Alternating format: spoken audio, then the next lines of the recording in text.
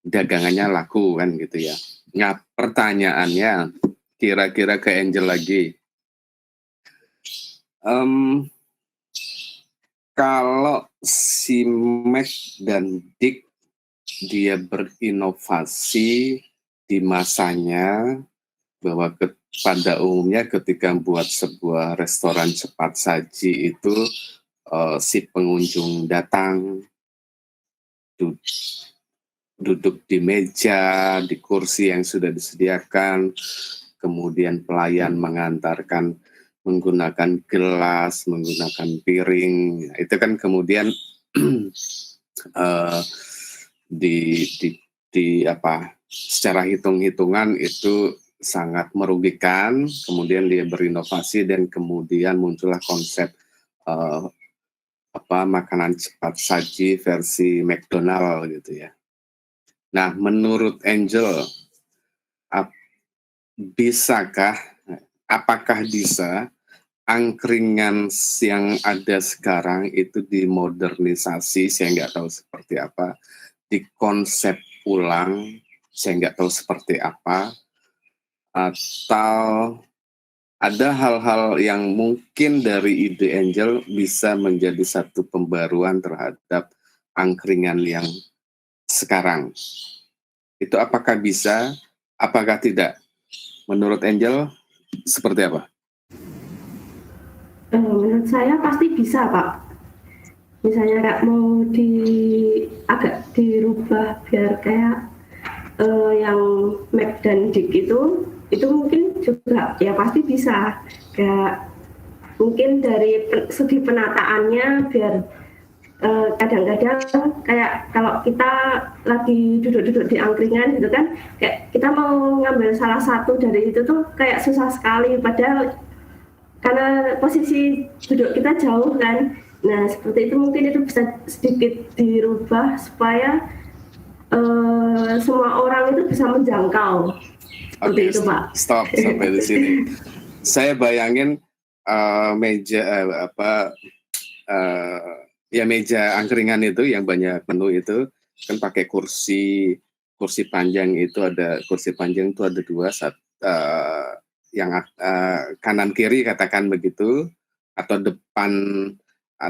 depan belakang gitu ya, kemudian di samping, jadi ada dua kursi panjang, satu kursi kecil yang di sekitar nasi kucingnya gitu ya. Nah menarik nih yang dikatakan bahwa ketika mau mengambil sementara banyak orang yang duduk di situ, kira-kira untuk memudahkan mengambil, saya lagi makan, ingin ngambil sate, tapi satenya posisinya dekat tungku itu pemanas air itu, padahal saya harus muter atau harus melewati beberapa pengunjung di situ. Kira-kira inovasi apa yang bisa diberikan Angel terhadap angkringan tadi biar mudah dan praktis mengambil?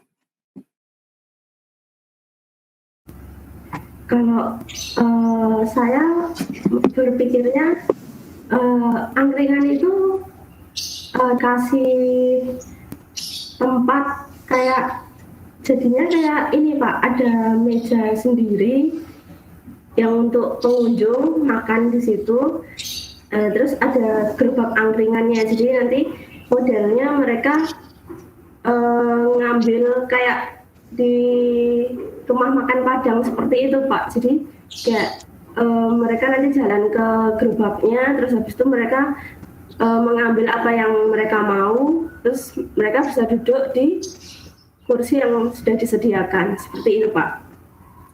Oke, itu ya, ide menarik gitu ya. Ada beberapa ide yang mungkin juga teman-teman punya ide yang berbeda ya. Idenya Angel, angkringan tetap di situ, tidak untuk orang makan di sekelilingnya itu, tapi disediakan tempat baru gitu ya Angel ya. Jadi lapaknya itu hanya untuk mengambil menu atau memesan gitu ya. Kemudian makannya di meja atau di lesehan yang berbeda gitu ya. Nah, seandainya orang-orang agar merasa lebih nikmat itu kan sambil ngobrol itu bisa sambil ngangkat kaki sebelah gitu, duduk di kursi panjang itu. Kira-kira biar praktis tapi tidak harus memindahkan orang untuk berpindah ke meja yang berbeda. Saya pingin ada nggak ide lain dari teman-teman, kira-kira ada ide seperti apa nih? Hasan Kurniawan, punya ide nggak Hasan? Kalau untuk angkringan ya mentok-mentok seperti yang dikatakan Angel tadi sih Pak. Bingung mau diapain juga Pak angkringan Pak. Kayaknya udah seperti itu setnya Pak. Karena dari dulunya begitu ya. Ya. Oke. Minimal bisa dibikin seperti nasi padang lah, bisa ngambil sesuka hati, terus mungkin untuk tempat bisa disediakan yang lebih besar aja Pak gitu Pak. Oke, kurang lebih sama Hasan dengan Angel. Saya pengen ide yang berbeda. Saya Pak, barangkali. Oke, Fitriani silakan. Kalau saya mau nanggepin dulu Pak, yang idenya Angel itu udah ada sih Pak di Jogja itu. Oke, sudah banyak ya, sudah ada ya. Iya, kalau saya paling jadi, tapi ini agak ini sih Pak. Jadi kan ya kita tahu kan gerobak angkringan tuh kayak gitu Pak. Nah, jadi itu di tengahnya dibuat kayak meja sushi yang muter itu loh Pak. Oke. Ya. Ya. Kan kalau muter kan jadi dia nggak stuck di satu tempat kan Pak. Jadi dia bisa muter. Jadi kita kan kalau mau ngambil ya tinggal nunggu itunya muter aja. Cuman kayaknya buat ongkos biaya bikin gitunya emang agak mahal sih Pak, pasti. Oke, thank you Fitri. Nah ini terlepas nanti dia butuh modal atau untuk membuat meja itu berputar itu mahal ya. Dalam sebuah inovasi, pembaruan, kadang-kadang begini, kadang sikap kita sebagai calon wirausahawan kadang lebih susah meninggalkan cara-cara lama daripada membuat sebuah inovasi baru gitu. Nah, ketika buat inovasi baru, kita yakin itu bisa diterima dan mendatangkan benefit, keuntungan, profit. Saya yakin seberapa mahalnya biaya asal itu, karena kan kita hitungan berbisnis itu tidak dalam waktu pendek ya, kita jangka panjang ya biasanya ya, kecuali ini bisnis instan gitu ya, bisnis yang pragmatis gitu ya. Ya sama kayak inilah, kalau biaya tentang mahal, yang kalau mengikuti yang metaverse ya, si Facebook jadi metaverse itu dunia maya yang kita nggak tahu 10 tahun lagi dia akan menjadi the real dunia ya. Investasinya itu triliunan, itu no problem. Karena dia menghabiskan duit triliunan, duit yang banyak sekali, yang hampir kalau di berita itu hampir bisa jadi setengah APBN Indonesia. Tapi ketika bicara tentang 10 tahun ke depan, keuntungannya itu bisa berlipat-lipat. Jadi sekali lagi dalam konteks angkringan, ada banyak ide sih sebenarnya ya. Ada sisi idenya Angel dan Hasan yang yaudah itu memang nggak bisa diotak-atik. Yang bisa dilakukan adalah membuat satu corner, satu sudut baru di mana orang makan angkringan tidak di lapaknya itu, tapi lapaknya hanya untuk tempat mengambil, kemudian duduk bercengkrama di tempat yang berbeda. Ide Fitriani bisa dengan meja putar gitu ya. Jadi ketika Angel tadi duduk di posisi yang dekat dengan nasi, sementara mau ngambil sate yang posisinya dekat dengan tungku pembakar tungku penana itu, nggak perlu melompat, ya tinggal diputer tuh. Ini kita ngomong berandai-andai tentang inovasi ya. Artinya kita melihat bahwa kasus Dick dan Mac tentang inovasi di eranya itu, dia menerabas tradisi-tradisi lama yang mungkin pada saat itu masyarakat belum bisa nerima, menjadi shock gitu ya, shock culture gitu ya. Cuman pada akhirnya pembuktiannya dalam waktu 1 bulan dia bisa mengekspansi ke beberapa kota. Kalau nonton tuh dalam sebulan, bahkan terakhir di ending film itu hampir 1.700 cabang itu di Amerika, belum cabang di negara lain. Nah, kalau di tahun ini mau bicara tentang franchise McD di seluruh dunia, itu udah berapa tuh? Hanya dari ide kecil di awal Dick dan Mac tadi ya. Oke, gitu Pak Reza. Saya cuman memancing biar teman-teman dipaksa berpikir. Silakan lanjut Pak Reza ya. Terima kasih Pak Pras, menarik sekali berbicara mengenai angkringan karena saya ini termasuk generasi angkringan, Pak. Oh ya. Seminggu bisa 2-3 kali. Ada teman-teman di sini ada yang tinggal di Bali nggak atau asli Bali? Itu saya pernah menemukan satu nasi jenggo yang luar biasa Pak Pras. Di kiri jalan sebelum Pepito di Jalan Kartika, itu di situ nasi jenggo tidak ready stock Pak. Jadi orang harus antri kayak antrian di McD itu. Begitu sih yang punya datang bawa mungkin 100 nasi itu langsung ditaruh di kotak-kotak. Yang antri di depan milih bayar, dan itu terjadi dari mungkin jam 5 sampai jam 9 malam Pak. Saya yakin itu lebih dari 2.000 nasi Pak setiap harinya. Karena saya 3 malam kebetulan hotelnya di dekat situ, mengamati terus jual nasi jenggo mungkin sehari bisa 2.000-an bungkus. Dan tidak ready stock Pak, jadi tidak kita datang nasinya ada nggak bisa, kita harus antri dulu. Nasi datang, milih, bisa jadi baru 10 orang habis nasinya, nunggu lagi bisa 15 menit itu. Saya juga nggak tahu kenapa, rasanya biasa saja, tapi kok seperti itu sampai sekarang juga belum tahu jawabannya Pak. Karena betul-betul rasanya biasa saja. Berbicara mengenai angkringan yang besar-besar gitu. Bukan masalah taste-nya, rasanya yang enak ya, bukan ya?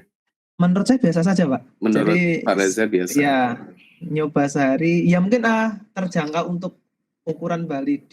Saya di 2015 harganya 3.000 sih. 2015 itu. Jadi mungkin masih terjangkau dan nasinya lumayan banyak. Dan betul-betul antri Pak hingga 10-20 orang. Nyoba antri ternyata sangat menjengkelkan. Ya udah cuma nyoba sekali. Tapi setiap lewat ke situ kok selalu sampai jam 9 malam itu antri. Kok mau gitu loh Pak, maksudnya loh. Kok mau penjual nasi jenggo lain ada gitu loh. Oh, banyak opsi sebenarnya ya nasi jenggo yang lain ya. Banyak, tapi kenapa kok yang ngantri hanya di situ ya? Iya, di sebelah selatan Pepito Jalan Kartika Bali itu. Itu. Baik. Terima kasih Pak Pras, kita balik ke McD lagi. Jadi mungkin satu caption menarik dari Krok itu, cita-cita Krok itu ambisius. Jadi gimana agar logo emas lengkungnya itu bisa menyaingi jumlah logo gereja yang ada di Amerika.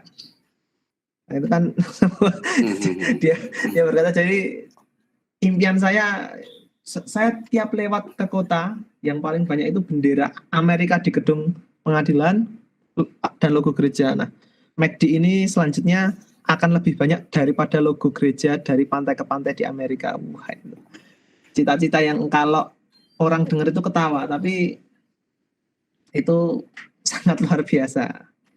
Tuh. Mungkin ada teman-teman yang sudah baca gimana sistem bisnisnya McD. kenapa dia bisa menjadi sangat besar dan sangat beromset luar biasa. Dan di sini teman-teman kira-kira ada nggak sempat berpikir bahwa si Krog itu antagonis dan Dick and Mac itu seperti korban? Saya, Pak. Saya berpikir Saya kalau juga, Pak. Krognya antagonis, Ah, Pak. Dia menceritakan oke. dari Krog yang antagonis. Oke, jadi saya pernah ikut diskusi di Kina Club FISIP UNS tahun 2017-18 yang membahas semua yang terjadi di film tersebut karena yang menyelenggarakan Fakultas Ekonomi UNS. Jadi saat itu, benar saya kemarin sempat mencatat datanya. Memang banyak yang berpikir bahwa Krog itu sangat jahat, maksudnya antagonisnya.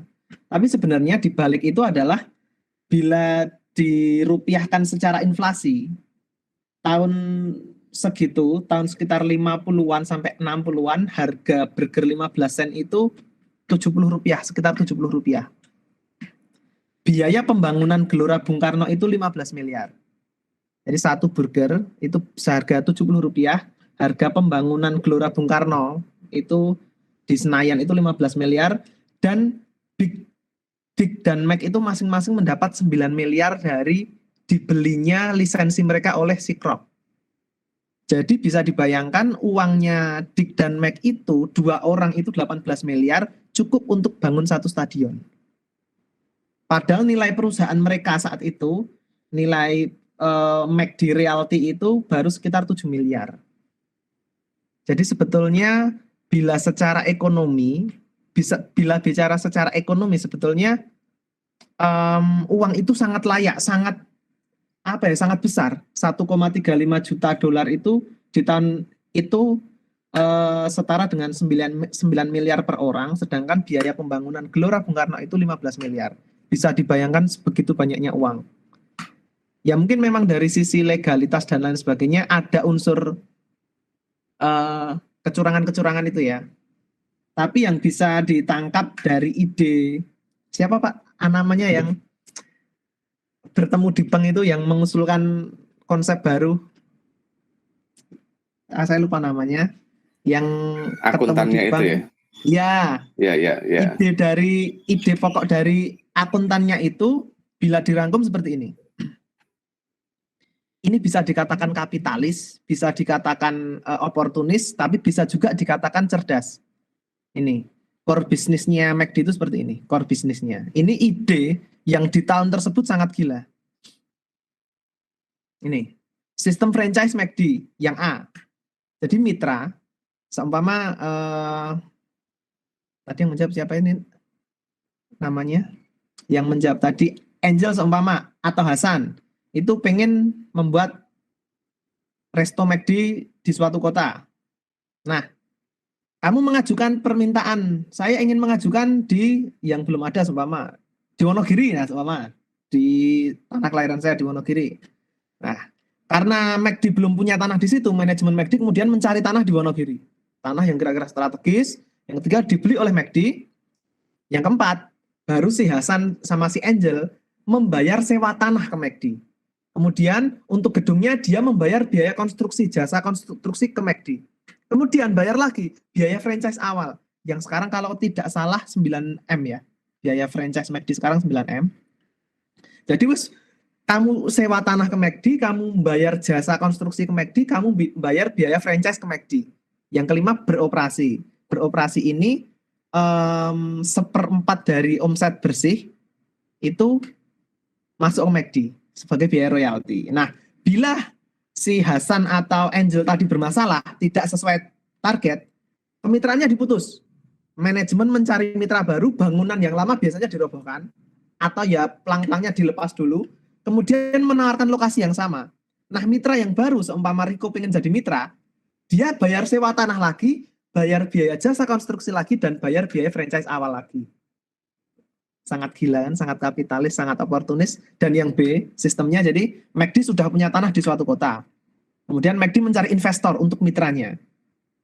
Dan yang selanjutnya sama, jadi bayar sewa tanah, bayar biaya konstruksi lagi, dan bayar biaya franchise awal lagi beroperasi, dan begitu seterusnya. Nah, keuntungan McD ini kan kalau kita berbicara mengenai McD kan tidak seperti KFC yang di setiap mall ada. Jadi McD itu jarang di mall, jarang sekali ada McD di mall karena dia biasanya punya tanah sendiri. Jadi makanya perusahaan dia kemudian di film itu menjadi McD Realty.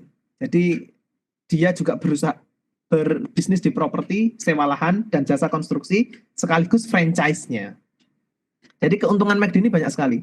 Biaya sewa lahan, biaya awal franchise, biaya konstruksi bangunan, keuntungan suplai bahan baku. Oh maaf, bukan seperempat ya, cuma royalti 15% clean margin. Jadi keuntungannya 100 juta per bulan, berarti royaltinya juga 15 juta per bulan. Nah ini margin daily. Keuntungan lainnya adalah kenaikan harga tanah, karena harga tanah di suatu kota di pinggir jalan besar pasti naik. Kalau tidak sesuai standar, putus kontrak dan mencari franchisor baru. Jadi bahan baku, sewa lahan, franchise, konstruksi, semua yang garap McD. Itulah yang ide awal yang dicanangkan atau dimunculkan pertama kali oleh si akuntan tersebut. Jadi memang apa ya? Makanya Dick dan Mac itu yang tidak sampai hati di situ. Mereka merasa jadi perusahaan betul-betul perusahaan kapitalis oportunis. Tapi dilihat dari sisi bisnis, ini sesuatu yang sangat luar biasa. Contoh kita kan kalau franchise yang hampir sama dengan jenisnya kan ada Popeye Chicken, Olive Chicken, Rocket Chicken. Itu kan biasanya kan si mitra mencari tempat sendiri, sewa sendiri. Nah itu kalau McD enggak. Tempatnya itu tanahnya tanah McD. Yang mengelola adalah si mitra. Jadi si mitra bayar sewa tanah, bayar royalti, bayar jasa bangunan, bayar semua ke McD. Itu. Jadi memang bisnis yang itulah mengapa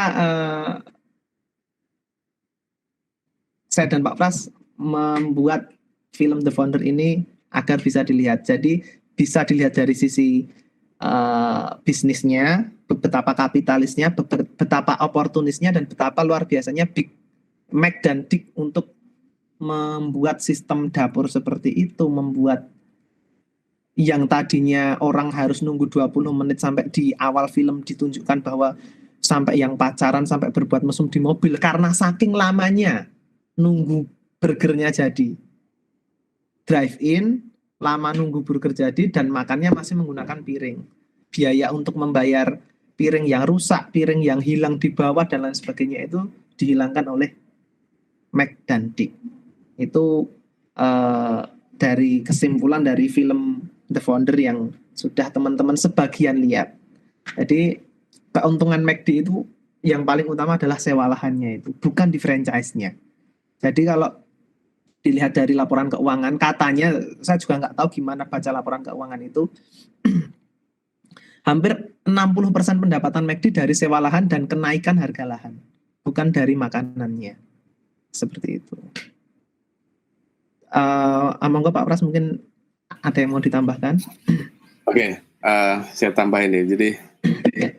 Jadi dari paparan Pak Reza tadi dengan sistem yang sangat kapital, pure bisnis gitu ya. Faktanya tetap saja banyak orang ingin bergabung dengan mereka gitu. Artinya dengan biaya yang tadi dikatakan Pak Reza, franchise-nya berapa tadi? 6 apa 8 miliar tadi? 9 miliar tadi. Tetap saja banyak yang mau untuk franchise. Artinya apa? Artinya ketika berbisnis ini, si investor sangat yakin akan tetap mendapatkan keuntungan yang besar gitu ya.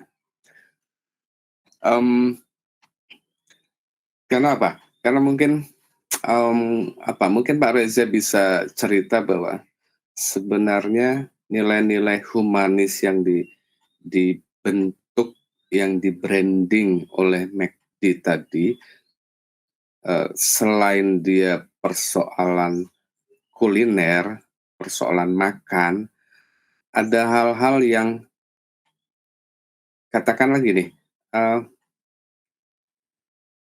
mungkin kalian pernah atau sering nongkrong di McD ya. Biasanya itu jarang yang nongkrong individu. Biasanya tuh kalau dia remaja itu biasanya berpasangan gitu ya. Entah kelompok geng atau mungkin dengan pacar gitu. Tapi kalau di McD kebanyakan yang nongkrong itu apa? Kira-kira menurut Anda siapa yang sering nongkrong di McD? Anak sekolahan, Pak. Anak sekolahan ya. Kalau anak sekarang. Kalau sekarang ya. Kalau yang dulu? Mungkin ini Pak, kayak keluarga gitu loh Pak, bisa. Jadi kayak dulu kan pasti waktu jadi kadang kan dulu zaman kecil tuh kayak pengen ke McD gitu-gitu kan. Terus kayak jadi ada orang tua yang jadi kayak apa ya Pak? Maksudnya kayak tempat ngumpul keluarga gitu Pak, bisa. Yes. Mungkin Pak Reza nih bisa bahas nih nilai-nilai kekeluargaan sebagai branding McD. Silakan Pak Reza. Terima kasih Pak Pras. Sebenarnya di film sudah disampaikan oleh Krok itu ya Pak ya, saat dia sudah setelah membeli lisensi sepenuhnya dari dua bersaudara itu, bahwa nilai kekeluargaan McD adalah McD is a family itu Pak. Jadi mereka beranggapan karyawan itu keluarga, pembeli itu keluarga, dan keluarga sangat layak untuk makan di McD seperti itu Pak. Karena sebelumnya digambarkan di kedai-kedai lain itu yang beli burger dan cola itu kan pasangan-pasangan muda, tidak ada sama sekali anak kecil di situ. Kemudian si Krok datang ke McD, kok yang beli malah banyak anak-anaknya gitu. Anak-anak yang biasanya tidak suka acar, tidak suka sayur, kok makan McD jadi mau acar dan sayur, itu yang si Krok juga kagum itu. Ya. Gitu. Ya artinya si Krok bisa melihat momentum bahwa dari fakta lapangan kemudian dia membranding tadi ya bahwa McD is family tadi ya. Artinya seperti kata Fitriani juga bahwa secara nggak langsung ketika kita ke McD itu adalah tempat berkumpulnya keluarga. Kayaknya spirit ini masih sampai sekarang juga didengungkan, dilakukan, karena kebetulan anak saya yang SMP cewek itu juga penyuka McD. Nah, saya bisa tahu dari sana ketika ada waktu-waktu tertentu ketika kita belanja di McD, kita dapat hadiah. Kalau hadiah mainan, entah mobil-mobilan, entah robot-robotan, ya. Itu secara nggak langsung mengikat anak ketika dia beli sesuatu, ketika belanja di McD, selain dapat makanan, dia dapat mainan yang bisa jadi dia senang dengan mainan itu, dan keesokan atau lain waktu pasti ada keinginan mengajak ayahnya atau orang tuanya untuk kembali ke McD, dan itu pancingan yang ya ini dalam bisnis kan butuh semacam itu ya, pancingan-pancingan yang bisa menaikkan, meningkatkan daya jual, entah itu McD, entah itu apa. Artinya teman-teman ketika suatu saat nanti membuat sebuah usaha, spirit atau tontonan dari the founder itu bisa Anda tiru di zamannya, di zaman sekarang gitu ya. Banyak hal, banyak perubahan, banyak inovasi yang dilakukan oleh McD, itu bisa Anda tiru dalam konsep berusaha di bidang apapun. Dan satu lagi bahwa ketika di manapun, di daerah manapun, di tempat apapun ketika McD ada, pasti lingkungan sekitarnya pasti akan ramai. Itu ya Pak Reza ya? Iya, iya Pak. Biasanya Tanahnya begitu. jadi naik Pak. Tanahnya jadi naik dan pasti ramai gitu. Makanya banyak yang akhirnya bermitra dengan McD. Jadi ketika McD buka usaha di satu tempat, pasti di tempat sekitar itu banyak para pengusaha untuk pasti akan membuat sebuah usaha baru di sekitarnya. Ya sama kayak ini ya, Indomaret sama Alfamart ya. Itu saingan di mana ada Indomaret, di sana ada Alfamart gitu ya. Tapi sekarang juga model bisnis McD hampir ditiru itu loh Pak. Cold and Brew itu loh Pak. Kopi Cold and Brew yang sekarang di utaranya Superindo Jalan Parangtritis itu. Itu Sudah kan melihat ya. Jadi Cold and Brew itu kebetulan yang mengerjakan bangunannya kan teman saya. Jadi paket 2 miliar itu termasuk renovasi sesuai standarnya Cold and Brew. Franchise kopi 2 miliar.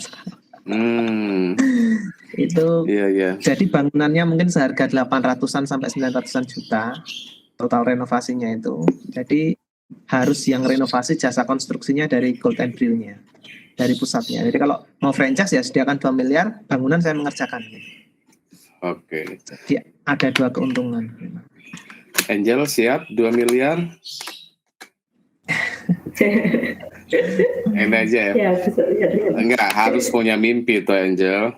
Iya Pak, saya mimpi saya besok ketika sudah usia 40 tahun, saya ingin investor yang model franchise gitu. Ya kayak si Rico tadi. Jadi besok, ya tidak harus besok ketika Anda sekarang menjadi mahasiswa, punya potensi wirausaha, coba boleh bermimpi dong ya. Jadi profesional, kerja tenanan, dapat duit, besok punya mimpi menjadi investor. Angel, Ya, Pak. kembangin angkringan Angel ya.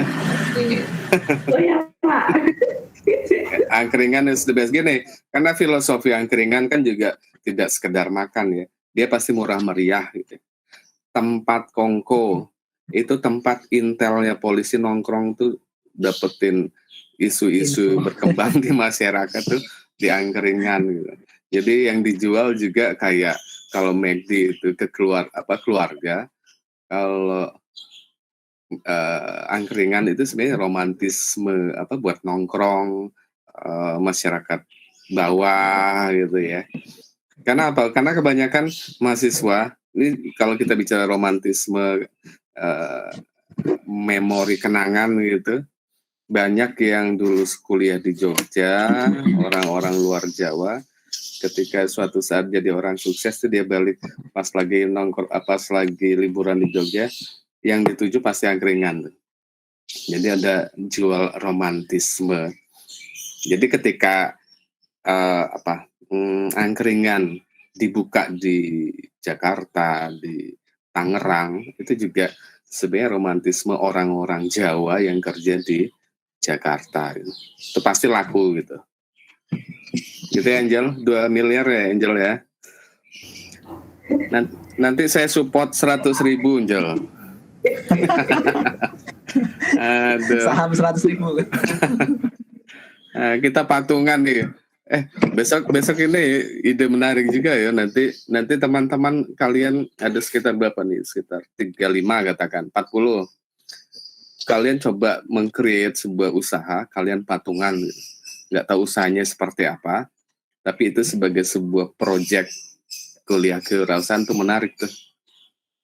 Ya Pak Reza ya? Wah, sangat menarik Pak. Kalau satu orang 100.000 aja udah bisa franchise es teh Indonesia Pak itu Pak. Dibuka di belakang isi laris itu Pak. Nah. coba 100.000 kan kecil. Kalian mulai nabung sekarang, ya seminggu 20.000, nanti bulan depan sudah terkumpul 25.000 seminggu, bulan depan 100.000, kemudian eh, ini kita karena kan gini, karena dari pemerintah juga semua mata kuliah itu berbasis project ya. Jadi nggak apa-apa nih kewirausahaan, artinya kalaupun rugi nggak apa-apa, kita ambil pengalamannya bahwa dalam berusaha itu pasti kalau kita tidak siap dalam tahapan pasti gagal. Tapi kalau ini bisa sukses, ini menarik nih, berarti tolak ukur bagus tidaknya mata kuliah kewirausahaan, tolak ukurnya adalah adanya satu usaha yang dibentuk oleh mahasiswa. Ini nggak apa-apa nih, tak seriusin nih, nanti kami dan Pak Reza coba memikirkan bentuk usaha seperti apa, kalian yang menjalankan. Sip Pak Reza. Ya Pak, bisa jadi passive income Pak, lumayan Pak. Ya, oke. Masih mau bahas tentang McD? Teman-teman masih ada yang mau membahas tentang McD nggak dari sisi yang berbeda mungkin? Sebelum nanti Pak Reza akan menyampaikan materi selanjutnya. Silakan teman-teman. Saya mau bertanya, Pak. Oke, Riko silakan. Tadi apabila sistemnya itu diterapkan ketika si Ray-nya ini belum mempunyai cabang sebanyak pada saat itu, apakah bisa berhasil, Pak? Kan sistemnya itu mulai beroperasi ketika si Ray ini udah mempunyai 100 cabang, katakanlah. Nah, kalau misal dari awal si Ray itu menerapkan sistem seperti itu, seharga miliaran dan sewa lahan segala macam, apakah juga bakal berhasil seperti sekarang, Pak? Oke, silakan Pak Reza. Sebentar Maksudnya saya ke belakang. bagaimana? Ya. Itu kan Saya kurang bisa penerapan sewa lahannya diterapkan ketika Ray ini ketemu si akuntan itu ya, Pak ya? Ya. Nah, sebelum itu kan si Ray ini kan tidak kepikiran hal tersebut. Nah, kalau sewa lahannya ini diterapkan ketika si Ray ini belum mempunyai cabang sebanyak pada saat itu, misal katakanlah cuma 1 cabang, apakah tetap berhasil Pak dengan biayanya sekitar miliaran seperti itu? Jadi sewa lahan, franchise dan suplai makanan itu kan bisa orang lain bisa mau franchise karena pada saat itu si Ray sudah mempunyai 100 cabang. Nah, kalau misal si Ray ini belum punya cabang sebanyak itu, apakah tetap berhasil, Pak? Oke. Terima kasih. Terima kasih pertanyaannya, Riko. Di awal film kan Ray kan seperti berpidato si Krog itu bahwa orang yang berhasil belum tentu orang yang pandai. Orang yang berhasil pasti dia punya ketekunan yang sangat tinggi, dan dia kan saat makan malam dengan teman istrinya dia promosi, dia ikut ke klub golf dia promosi. Jadi memang seperti apa ya? Seperti orang yang masuk ke circle-nya orang-orang kaya dan dia menawarkan dengan gigih, dengan ulet, dengan tekun. Pada akhirnya mendapatkan banyak sekali investor. Tapi kan waktu dia sudah mempunyai 100 cabang itu kan masih terlilit hutang. Setelah dianalisa ternyata biaya yang membengkak adalah biaya kulkas dan pengiriman susu itu. Kemudian dia punya solusi dengan apa? Instan itu loh. Iya, susu instan. Itu dia punya solusi itu, dan ternyata pun itu belum disetujui oleh si dua bersaudara Mac and Dick. Hingga pada akhirnya dia bertemu akuntannya. Jadi permasalahan di sini bukan permasalahan kenapa kok karena mau sudah punya 100 cabang, enggak. Tapi memang digambarkan bahwa dia makan malam menawarkan konsep. Kemudian dia sampai meminjam uang di bank dengan menggadaikan rumahnya kan. Terus kemudian dia ikut klub golf yang isinya orang-orang kaya, dia menawarkan bisnisnya. Jadi memang ulet, tekun. Intinya di oportunis tadi. Dia makan malam menawarkan, dia bertemu siapa menawarkan, dia ya itu. Kalau mungkin bagi budaya kita sekarang ini, budaya kita di Indonesia khususnya Jawa kan ewuh pekewuh. Mosok pas lagi jagong ketemu wong sugih menawarkan bisnis. Masa pas lagi ke kondangan, ke acara kampus bertemu dengan orang kaya kita menawarkan bisnis kita. Nah itu kalau bagi orang Indonesia khususnya Jawa itu etikanya kurang, tapi bagi si Krok itu kan digambarkan sangat agresif tadi ya. Makan malam menawarkan, golf menawarkan, dan lain sebagainya. Dan rata-rata orang-orang kaya tersebut itu berinvestasi hanya karena sekedar apa ya? Ya udahlah gitu. Tapi ternyata memang marginnya masih sedikit karena royaltinya ke McD kan 1/4 bagian. Besar banget itu 25%. Dan biaya penyimpanan susu dan pengiriman susu, biaya kulkasnya itu sangat besar. Itu sih Ariko. Dan mungkin yang saya juga agak kurang, yang mungkin saya pikir agak berlebihan di film tersebut, bahwa dinarasikan di tahun 2015 waktu film itu selesai, McD itu memproduksi makanan sama dengan 1% makanan yang dimakan orang seluruh dunia. Banyak sekali loh. McD itu memproduksi makanan 1% sebanyak makanan yang dimakan orang sedunia. Bisa dibayangkan loh. 1% dari yang dimakan sedunia itu besar sekali produksinya. Kalau itu memang benar ya, makanya orang mau franchise karena biaya royaltinya juga cuma 15% ke McD pusatnya, ke manajemen McD-nya. Seperti itu, Riko. Terima kasih. Berarti dalam artian nanti kalau misal bisa akan bangun usaha tuh, kita memang menerapkan sistem yang udah kita buat meskipun itu tinggi ya Pak. Maksudnya kan ada beberapa orang yang mikir sistemnya itu nggak sama mahal dulu, kita kayak anjlokin harga dulu biar dapat mitra. Nanti habis itu kalau mitranya udah banyak baru kita bikin sistem yang baru untuk kita mencari keuntungan lebih gitu Pak. Iya, sebenarnya dalam dunia bisnis, kalau mungkin Pak Pras kan juga pernah berbisnis ya Pak ya. Berbisnis apa Pak? Truk dan pasir itu ya Pak ya? Bisnis gagal ya.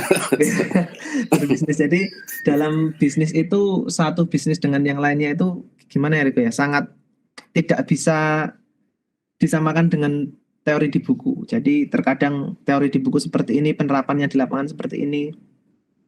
Saya kalau boleh cerita, semenjak lulus kuliah itu mungkin ada 8 atau 10 usaha yang pernah saya coba, dan yang berjalan juga cuma 4 sampai sekarang. Tapi saya cerita ya Pak ya, bisnis terbaru saya Pak ya. Silakan. Jadi,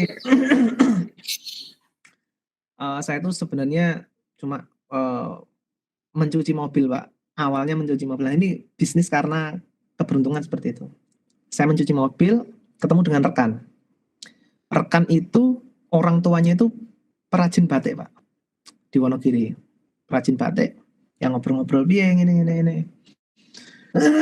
Wah, ini pandemi rada sepi Mas. Maaf dengan bahasa Jawa. Pandemi agak sepi karena apa? Selain pandemi banyak acara yang di-cancel, kementerian-kementerian anggarannya kan di-cut semua itu Pak. Sama sekarang impor batik dari Cina itu sudah sangat luar biasa Pak. Jadi mungkin kalau teman-teman ke PGS, ke Solo, ke Beringharjo, itu batik dari Cina itu hampir 50%. Batik impor dari Cina. Jadi mereka printing. Batik impor dari Cina itu sangat luar biasa, makanya perajin-perajin batik itu hampir mati.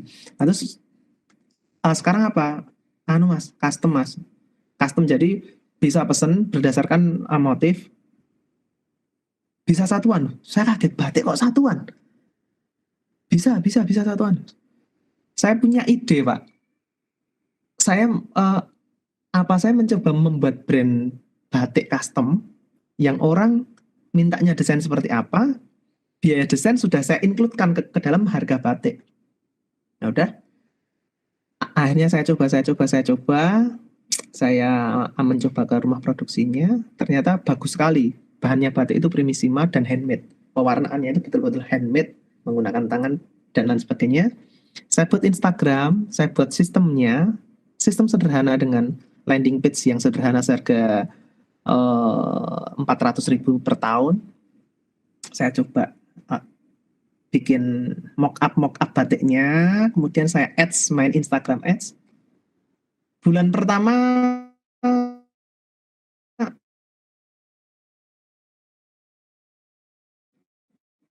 dengan margin saya 40.000 per batik. Jadi tembus bisa 5,5 juta rupiah per bulan hanya bermodal Instagram ads. Kemudian saya mencoba menaikkan skala iklannya, jadi per hari jadi 50.000, saya naikkan iklannya.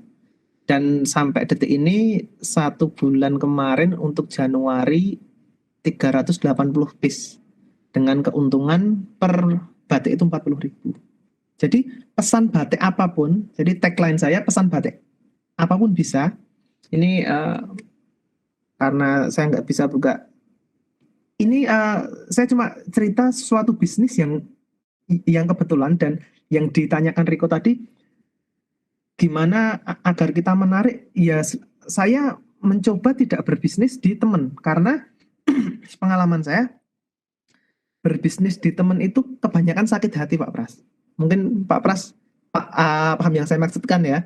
Jadi lama kelamaan berbisnis ke teman itu sungkan, ada rasa ya lebih murah dan lain sebagainya. Kalau kualitas kurang baik kita yang jadi nggak enak dan lain sebagainya. Ini dengan Facebook Ads, Instagram Ads ini, jadi mereka pesan sendiri mau batiknya seperti apa, dikasih logo atau berapa, pesannya berapapun diterima, dan saya hanya ngambil margin 40.000 Pak. Dan ternyata ilmu seperti ini di buku nggak ada, Riko. Jadi memang saya cuma ketemu di cucian mobil, ngobrol, berkunjung, dan dia mau. Ya alhamdulillah, dan sekarang produksi dia yang terbanyak itu malah pesanan saya Pak. Ini kemarin hari Minggu masuk lagi 120 piece dari Bengkulu. Jadi dari Papua, dari Bovendigul, dari Bengkulu itu masuk. Kita main Instagram Ads di sekarang. Saya nggak punya satupun batik di rumah, sampel nggak ada. Cuma berbekal Instagram dan landing page sederhana, saya mengiklankan di Instagram Ads, dan itu sangat tidak mengganggu waktu sebagai dosen. Karena kita hanya menerima pesanan yang mendesain sudah saya hire tim, sudah dari tim di Wonogiri, produksinya juga saya pesankan ke pabrik di Wonogiri, dan kita tinggal jalan aja. Sebulan bisa 200, 300, rekornya sih 450-an piece dalam 1 bulan, dan itu marginnya 40.000. Jadi itu sesuatu yang sekali lagi di buku tidak ada. Bagaimana kita ya karena saya memang terbiasa bisnis dan terbiasa menawarkan hal-hal seperti itu. Dan yang luar biasanya Pak Pras, ini ya, kemarin saya itu salah kirim Pak. Jadi ada salah satu puskesmas di Curup Timur di Rejang Lebong yang pesen Mars. Ya udahlah, dibuatkan Mars gini barengan sama customer batik yang di puskesmas di Bugul di Pasuruan barengan. Nah saya itu salah ngirim Pak Pras. Marsnya itu saya kirim ke Pasuruan, desain batik yang sudah jadi dalam bentuk kain saya kirim ke Curup Timur. Dan apa yang terjadi teman-teman? Curup yang tadinya pesen Mars tambah pesen batik, yang puskesmas Bugul yang tadinya pesen batik jadi pesen Mars. Ini bukan kesengajaan ya? Iya. Jadi semacam hoki-hoki, dan mungkin banyak orang-orang bisnis oportunis yang lebih hebat daripada crop, tapi kebetulan hokinya itu di crop. Jadi inti dari semua ini adalah mungkin teman-teman pengen meniru bisnis lain, pengen meniru sistem, pengen meniru produk, itu belum tentu jalannya sama, belum tentu. Contoh sama-sama buka ayam geprek, di mana diisi, itu lokasi beda 20 meter aja udah beda. Karena kenapa? Terkadang samping kios itu pengaruh. Contoh kiosnya kios burung samping, pasti udah baunya nggak nyaman lah. Parkiran depannya untuk mobil kurang enak, itu pasti orang yang bermobil udah malas parkir dan lain sebagainya. Banyak faktor, dari cat kios, dari pelayanan, dari ada nota yang tersistem komputer atau enggak, itu terkadang berpengaruh. Contoh gini, teman-teman jajan di suatu tempat cuma beli lele atau apa gitu, habisnya seharusnya 48.000, tapi karena manual si penjual salah ngitung jadi 51.000. Itu terkadang penjualnya nggak sengaja loh, tapi teman-teman yang itu harusnya 48.000 ini tadi. Wah, dimahalin udah, besok nggak usah jajan lagi. Itu salah satu faktor dan itu viral. Meskipun cuma terpaut 3.000, itu viral. Teman-teman cerita ke temennya lagi, aku kemarin jajan di sana habis 50.000 ya gini. Padahal apa? 50.000 itu cuma terpaut dari 48.000, cuma terpaut 3.000. Nah, faktor-faktor inilah yang dalam bisnis harus dihindari. Dan sekali lagi, bisnis bukan berarti pintar berbisnis, enggak. Di situ ada hoki, di situ ada keuletan, di situ ada momentum yang tepat dan lain sebagainya. Jadi kayak kemarin yang saya ceritakan, saya berbisnis jus buah, ternyata momentumnya saat itu ekonomi lagi susah. Jadi ya baru berjalan 5 bulan udah KO. Ya momentum-momentum seperti itu yang memang harus tepat. Dan ternyata bisnis batik saya di momentum yang tepat gitu. Batik custom, pesan 2 pun dilayani meski dengan harga berbeda, pesan 1 pun oke, pesan banyak pun semakin murah seperti itu.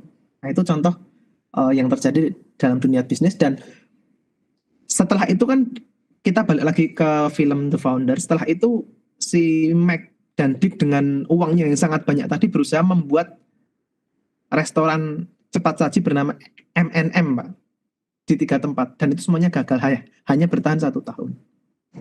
Sistemnya sama dengan McD, ganti nama, pemiliknya sama, rasanya sama, bangkrut dalam waktu 1 tahun, 3 cabang.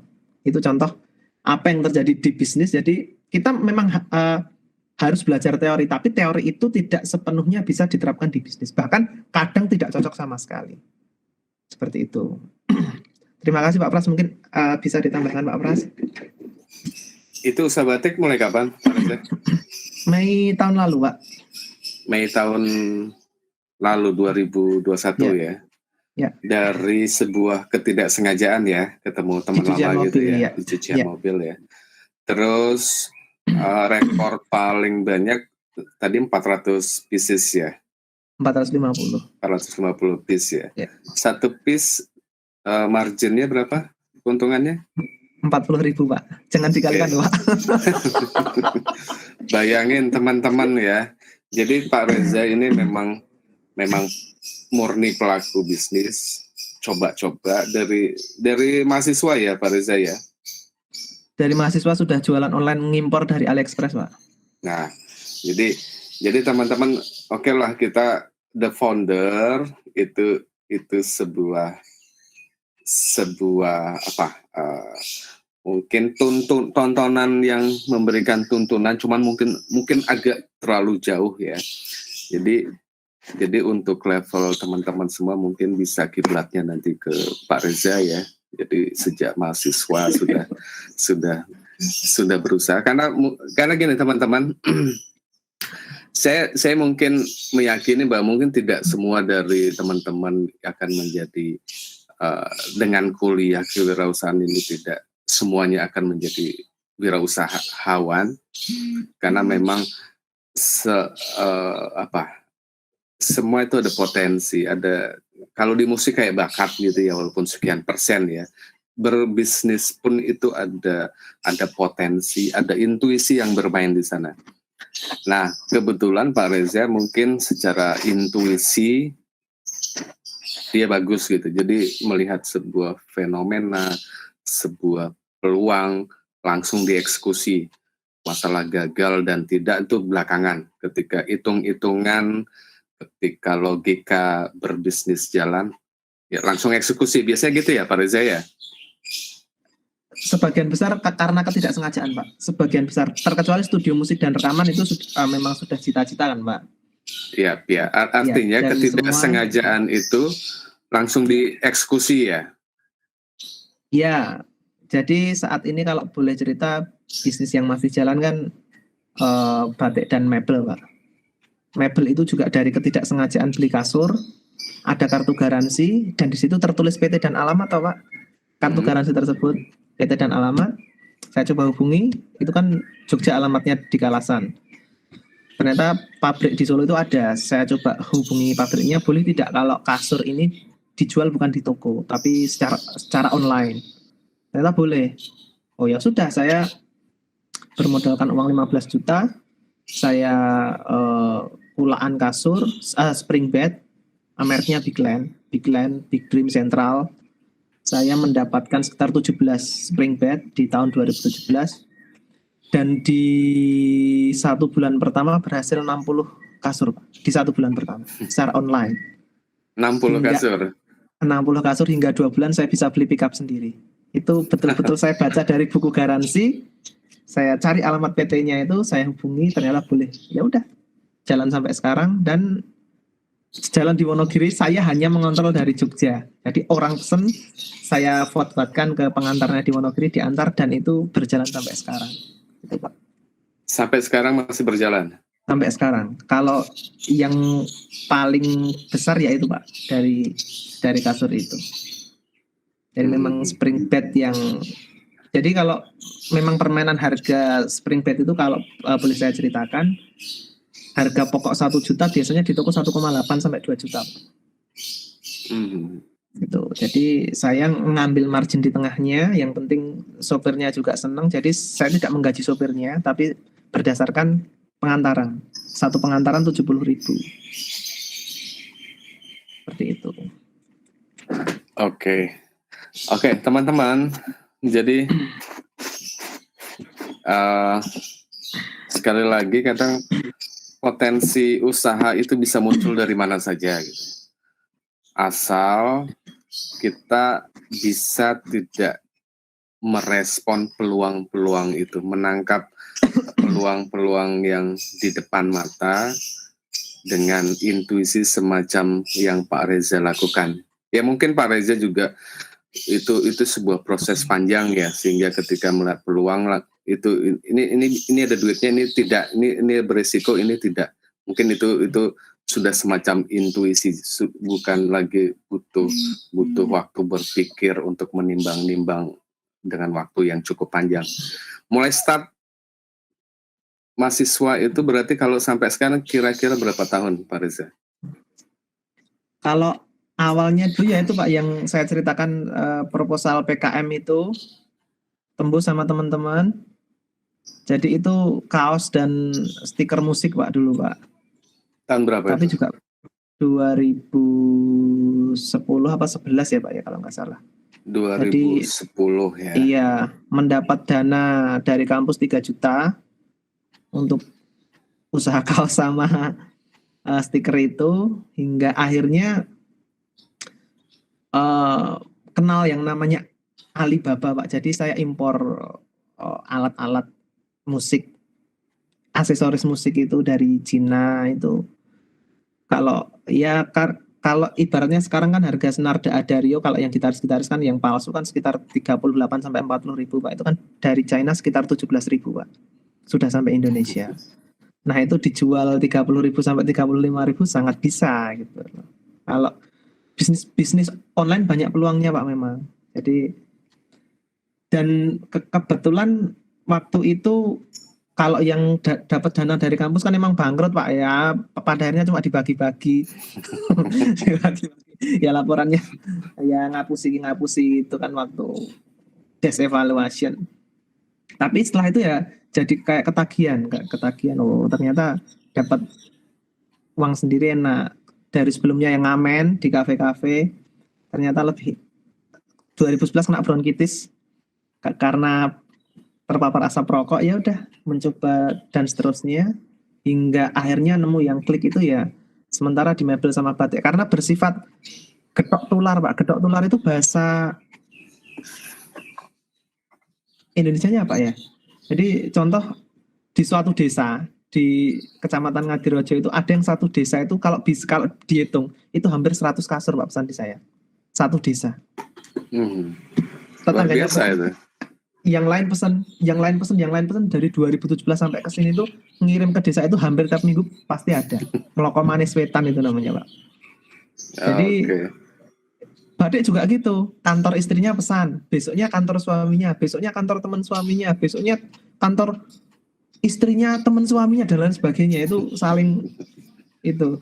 Nah ini karena ini cuma kalau teman-teman bisa lihat ini kan followernya di Mebel itu cuma sekitar 500 Pak. Tapi itu saling viral, pelayanan yang baik, garansi yang, dan biasanya gratis ongkir dalam radius 15 km itu bagi mereka sangat luar biasa. Kalau ya yang mulai pertama kali itu Pak, saya ngimpor aksesoris musik dari China waktu kuliah. Oke. 2010 sampai sekarang sekitar 12 tahun ya. Ya 10-11 tahun, 10-11 tahun ya. Jadi teman-teman, sekali lagi, kalau Anda merasa punya potensi, jadi gini, sebenarnya potensi juga tidak juga ya, artinya semua itu perlu dilatih, dieksekusi. Jadi kalau disampaikan Pak Reza tadi, bermula dari mengikuti program semacam PMW, program mahasiswa wirausaha, saya juga pernah cerita ya, apa sih PMW itu, diisi seperti apa sih, per kelompok itu dapat sekian juta untuk memulai sebuah usaha bisnis. Bisnisnya apa? Apapun, mulai dari kuliner, mulai dari aksesoris, mulai apapun lah pokoknya. Yang penting secara proposal itu masuk akal dan logis dari sisi jenis usaha, purpose-nya, kemudian sisi keuangannya, kemudian orisinalitas bisnisnya, apa sih yang berbeda, misalnya kayak Pak Reza usaha kaos, apa sih, kalau usaha kaos kan banyak tuh, sayangnya tuh banyak sekali. Nah, kira-kira sisi apa sih yang memang menarik untuk ditawarkan?